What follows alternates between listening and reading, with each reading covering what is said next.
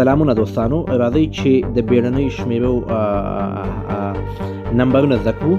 وایي Notrufen-Nummern in Deutschland په آلمان کې د بیړني حالاتو شمیرې. موږ سره اول ده د پولیسای نمبر ده 110 یعنی 110 دا د پولیسو شمیره ده.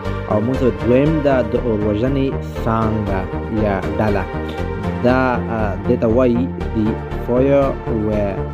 د دې شمیره ده 112 یعنی 112.